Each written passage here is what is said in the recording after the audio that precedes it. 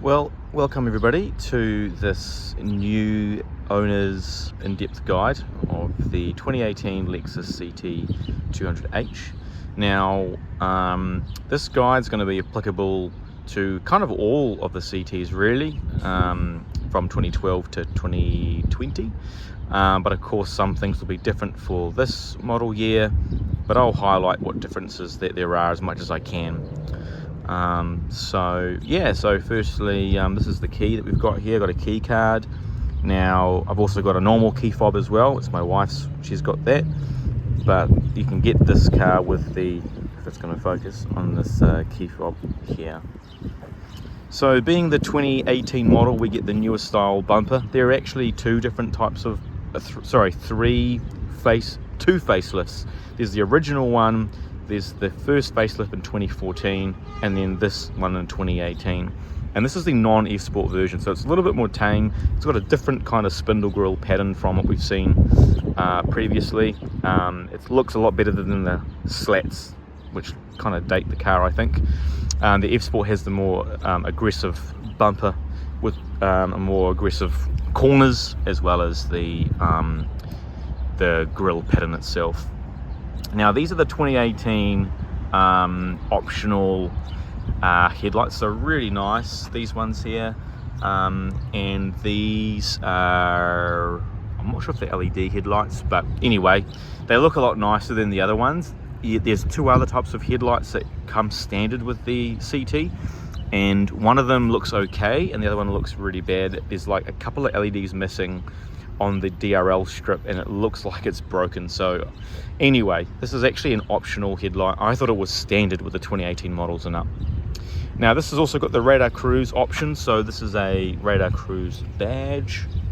There's your tow hook cover there, and then you've got your parking sensors there as well. Up the top here we've got our that's our rain sensor, and then over here we've got, this is actually a camera which is for the lane keep assist, which this car has. These are the factory 17s. They look okay, I think. The F-Sport 18s look a lot nicer, but they do ride quite a bit firmer as well. Coming to the back, we've got, so in 2018 they updated the tail end of this car.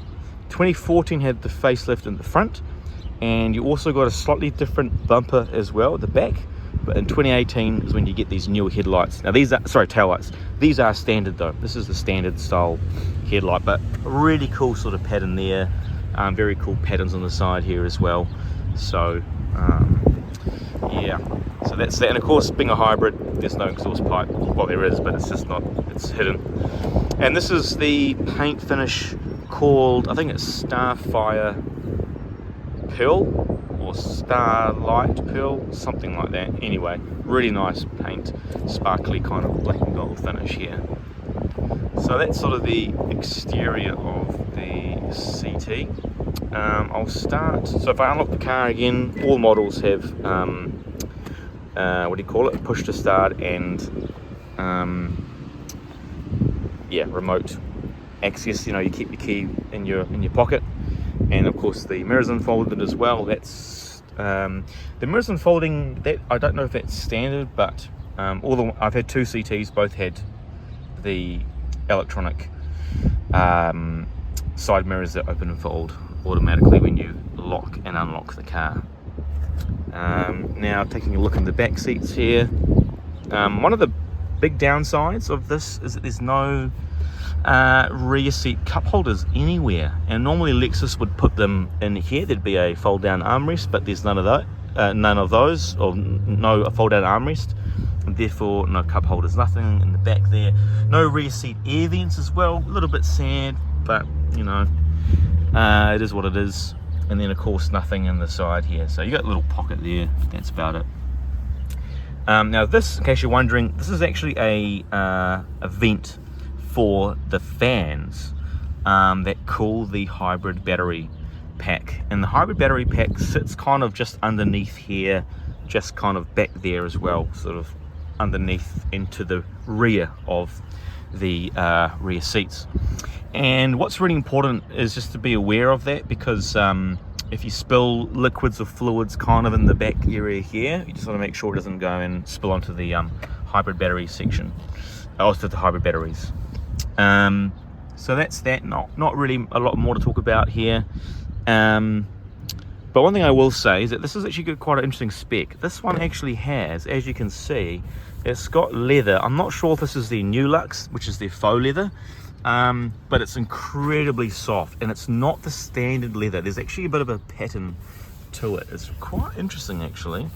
And then here it's sort of non-pattern, but very soft, like incredibly soft and plush. Hard to show on camera, but it's very, very, very soft. And then we've got Alcantara at the top here. So again, bit of an interesting option. I haven't seen it on many other CTs, but this one is actually a Japanese spec one, so maybe they only did it in Japan. I'm not sure.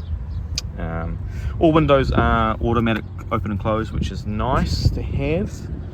I'll just quickly show you the boot area. So inside here we've got the boot. Unfortunately there's no powered tailgate, but I guess it's part of being an entry-level luxury car. Here's your subwoofer. This comes with the 10 speaker sound system and the 14 speaker sound system. So got my groceries in there, you know, good stuff. Underneath here some extra storage, and then there's also spare wheel and everything underneath. So that's the back, and of course you can fold the seats down with these handles over here. So that's pretty much the back of the CT. Making our way to the front now. You'll see a lot of wear on a lot of cars here. This is kind of the main area, because this leather gets rubbed against a lot with your legs as you go in and out of the car. So very hard to find models which don't have any wear there. But other than that, when you think about it, I mean, it's pretty flippin', you know, it's a good nick. So yeah, nice Alcantara again, very nice soft headrests. And let's make our way inside. So this one comes with memory seats, and again, it's an optional extra. Unfortunately, no passenger memory seats, and that is that you just can't get them at all in this car. It doesn't come with any of that. So, and one fun fact is that this car is not symmetrical in a couple of areas. First of all, notice here I've just got this straight over here, got my controls over there. On the passenger side, there's a handle grip here. It's the only door that has it. No other door has the handle grip. The other thing as well is that there are 3 horizontal slats in the center air vents, but there are 5 on these side vents. So there's your trivia, Lexus CT trivia for the day. Right, so again, like all pretty much modern cars these days, you put your foot on the brake and you press the power button and she turns on. So the before 2018, you only had a small screen, and it's quite small looking. But 2018 and up, you had the optional larger 10.3 inch screen, which this car has. So yeah, it looks a lot better. Now, as you can see here, I've got Apple CarPlay installed. It's an aftermarket unit, which is actually in the glove box here, and it's a bit of a mess right now, so I apologize for that. But basically, imagine it's all tidied up. But that unit there runs an aftermarket Android system, and piggybacking off that is Android Auto and Apple CarPlay. And I won't go into a full demo on that, because this is not an Apple CarPlay video. But basically, you can use this controller here. It's not touchscreen. This is all using the OEM screen, but you can go through all the different things in here, as you can see. So that's pretty handy to have there. So that's your Apple CarPlay. Right, where should we start? Okay, so we'll start off with the gauge cluster here. So we've got, now in 2014 or 2015, I can't remember exactly, but somewhere along those lines, you got this nicer screen. Prior to that model year, you get this ugly as super basic screen that doesn't really, you know, show you a lot. But using these controls here, and again, the steering wheel had changed in 2014 I think it was as well, to this nicer steering wheel than the older model. And I can flick through all these menus here. So you can see all my stuff there, fuel economy, etc. Energy monitor, navigation if you've got, you know, maps and whatever. And it will give you turn-by-turn instructions in the gauge cluster. Your music stuff here, so you can change your music source and all that. And this car's got radar cruise and lane keep assist. So if you don't have those options, you won't see this menu here. But I can turn radar cruise on. You can tell I've got those features by this here. So if you're wanting to buy one of these cars, look out. I highly recommend getting radar cruise and lane keep assist. So radar cruise, of course. Now, unfortunately, radar cruise in this car only goes down to 40 kilometers an hour, which is a bit sad. In 2018, it should really go down to 0 k's an hour, but unfortunately, it only goes down to 40 k's an hour. And then you've got lane keep assist. So in this car, the way it works is it can detect the lanes beside you with the camera that I mentioned up the top here, and it will bolden each of the lanes when it can detect the lane.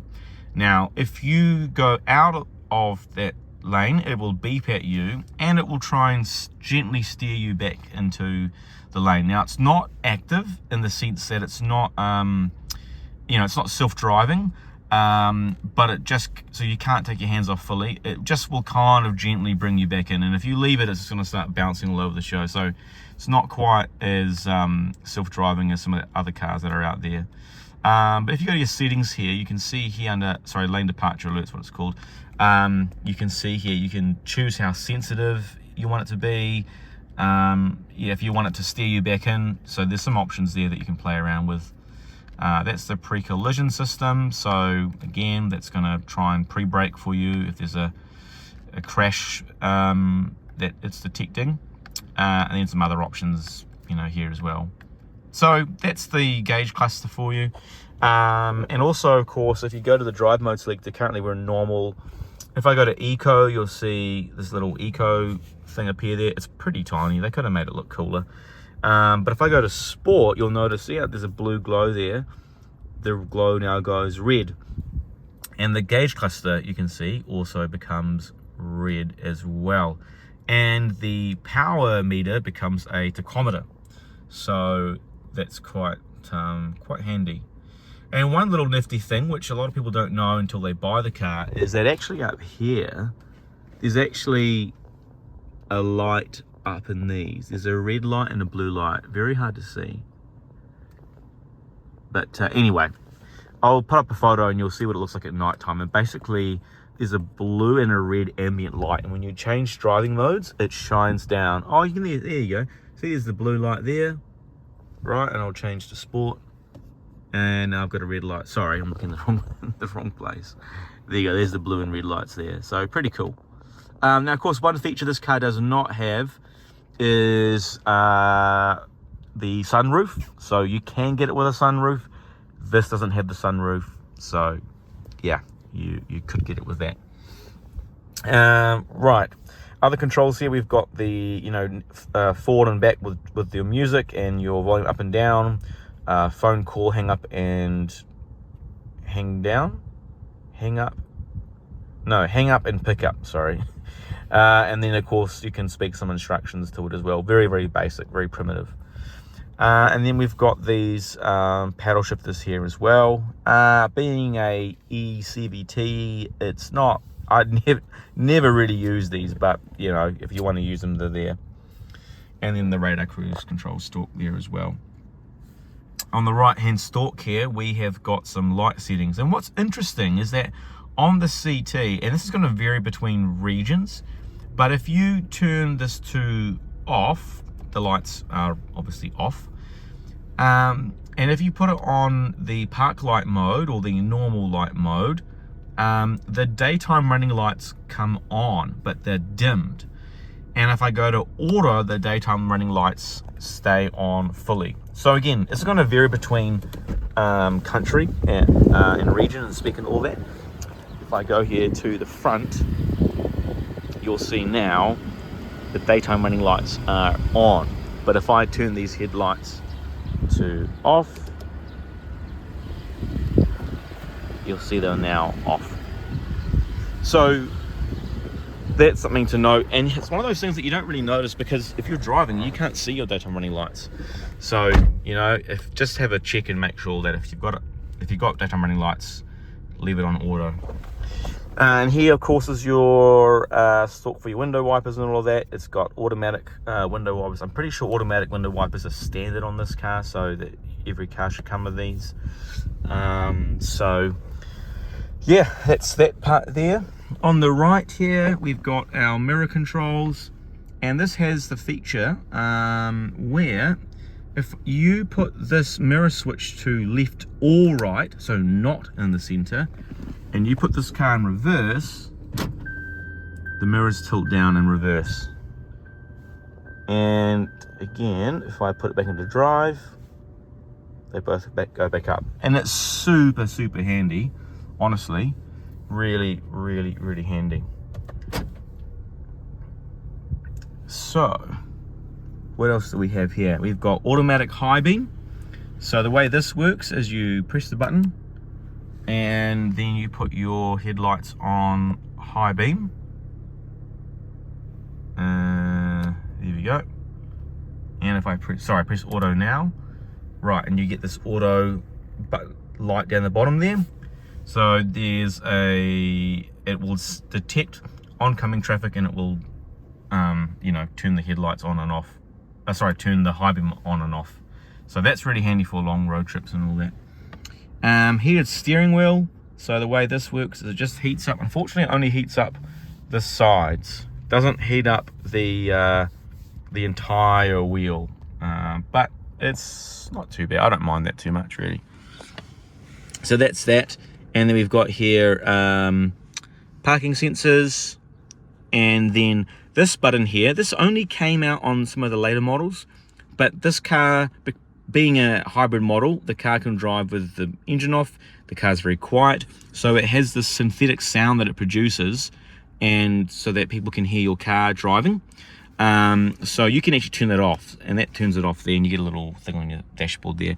But by default you leave it on so people can hear you coming and you don't hit anybody. And then this is the instrument cluster brightness, so you can turn it down and turn it up again. Now with the seats, to set the memory seat positions, you adjust your seat position, and you adjust your side view mirrors to your desired preset position, and then you hold down set and one of these. So I hold down set and one, and now I've set position number 1. Now there is a way, I can't remember what it is right now, but if you Google it you'll find it. You can actually set a memory seat position to one of your keys. So my wife, she's got her key, she has set hers to number 1 position, and I've set mine to number 2 position. And every time I unlock the car with my key, it moves the seat and the mirrors to my position, and vice versa as well with her keys as well. So we've got that there. So now if you look over here, we've got obviously our standard air conditioning controls. This has got dual climate control, which is pretty standard for all Lexus cars. So obviously you just, passenger changes their side, and then when you want to make them sync together, you just press dual, and now you're both going to match the driver's side settings. The rear button here also defogs the side mirrors as well, which is handy for you if you park your car outside in the cold. You've got some really nice side stitching here as well, these sort of softer leather panels where you can sort of rest your leg upon. Just adds a bit of a nice touch to that. In the older model years, they actually didn't have this chrome bezel here, and even on this, around these knobs here as well. So it's like a little bit of improving it up. And another thing here, you'll see this has got that sort of matte, what do you call it? I don't know, metal finish. before this used to be chrome on the pre-facelift, and it looked pretty meh. So this is like slightly nicer, I guess. Here's your standard gear shifter you get these days for a lot of cars as well. So drive is across and down, and then sport mode is a straight down. And you can see now, I can see in the gauge cluster, if I shift that, I can see my my fake gears being selected. And then reverse, you go to the middle and up, and then here you got your reverse camera, and you got your predictive trajectory lines as well. This is actually that's actually called perpendicular park mode, and if you click here you get parallel park mode. And if I turn the wheel, you can actually use this to line up, so that yellow flag should be the back of a car. And then if I hold my steering wheel, so I'm moving my steering wheel now, which moves that trajectory there, and if I let go right now, I should be parked all the way in that blue spot. So that's the parallel park mode there. And again, I press this button down there again, and now we're back to perpendicular park mode. So another little nifty thing there. Back to park, and here we are. We've got EV mode, and of course EV mode, if there's enough charge in the battery, it can drive for a little bit in EV mode. As soon as you go too fast, over 40 k's an hour, or around thereabouts, or if you push too hardly on the accelerator, it's going to go out of EV mode. So I pretty much only use this if I'm going somewhere and it's going to be, late at night, and it's, whatever. You don't want to wake up your neighbors. So yeah, that's when I use that. Traction control off. Only time I ever use this is if I'm stuck somewhere like in some mud. Not that I park in the mud much, but if you do get stuck, obviously it's going to try and limit the traction as your wheels slip, so I just turn that off. Heated seats, both driver and passenger. I think this is standard. I don't think I've seen any CTs that don't have heated seats, so at least you get that. At least all CTs, as far as I'm aware, all get heated seats, and if not everyone, then at least a lot of them do. The only dumb thing is that these just feel like the cheapest little nipply things. And I don't know why there's so much. Look, I can be like, oh, nah, that's a little bit too cold, actually. Can I just go? Yep, oh, there we go. Oh, no, hang on a minute, let's go. Well, I don't know why there's about 1,000 settings for the temperature. There should just be 3 settings. I don't need 1,000 different settings. And again, these little knobs just feel really cheap and plasticky, so, yeah. Here's a random storage space here. Some models, you can actually buy an accessory from Lexus, which is a phone holder, and the base part sits here. Gosh, it's ugly though. Don't buy it, please. Save yourself from embarrassing yourself. Here's the old touch controller. The earlier models had a enter button on the side, so you would press it with your thumb, and the newer models had this version here where you press down on this part. The funny thing though is I actually think the enter button works better. It's much easier than this pushing down. We've got a couple of USB ports in here, aux input, and then our 12 volt outlet. So one stupid design that Lexus does, even I saw it on their latest GX that just came out, and I'm like, I like to have a very clean cabin. I don't like cables lying everywhere. This is how I like to drive. I got wireless Apple CarPlay, so life is great. But then if you want to plug something in here, say you're using your USB or your aux or whatever, then this thing has to stay open. There's no way to, I wish you could plug your thing in, run the cable somewhere, and then close it. I don't like it being open. That's just me. A couple of cup holders here. Down here we've got our storage in here. Not really much going on in here. Is there a power outlet in here? No, there's not. That's it. So it's not huge, but does the job. So that's that. Now these seats, by the way, these are a 10-way for the driver, forward and back, tilt for the back, and then you got your lumbar support. The front passenger does not come standard with electric seats. It comes standard with these stupid manual seats, which is just a joke for this kind of car. But the front passenger seat is only 6-way, I think it is, or 4-way, I should say.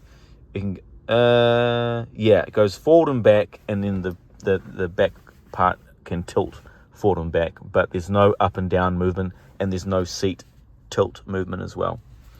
Glove box, as I mentioned earlier, so that's kind of that. Sunglass holder, and here you can spawn an ambulance if you lift the cage and then press the ambulance button, but I'm too scared to press that button. Obviously got your vanity mirror here, and then, so again, this is Apple CarPlay, and the way this unit works, if I hold down the menu button, it's going to switch back to the OEM system. So here you've got all your options here for whatever, you know, pretty common stuff that you find in most infotainment systems. And then on the side, you can also have this other stuff on the side, and you can change what's on the side as well, but I usually leave up the energy monitor. But I never have to look at this, because when I press down and on menu, I'm back to my CarPlay, and I can leave it on this. There's nothing in the infotainment screen that you need to look at. Everything that you need to see is, you know, if it's air conditioning, it's all here. If I want to see battery information, it's all in my gauge cluster, so I can leave it on CarPlay the entire time. Hey, I think that's pretty much it. I think it's a pretty detailed walkthrough. It's a pretty good car, I must say. Obviously, it's entry level, so it's nothing's, you know, super fancy, but it's a really good car, very reliable. We had 0 issues. It's very good on gas, and yeah, so definitely recommend buying a CT if you want a good, reliable, comfortable entry level luxury car as well, and safe. I've got to say, safe as well. It's got a 5-star safety rating. Anyway, I hope you found this video useful, and I'll see you in the next video.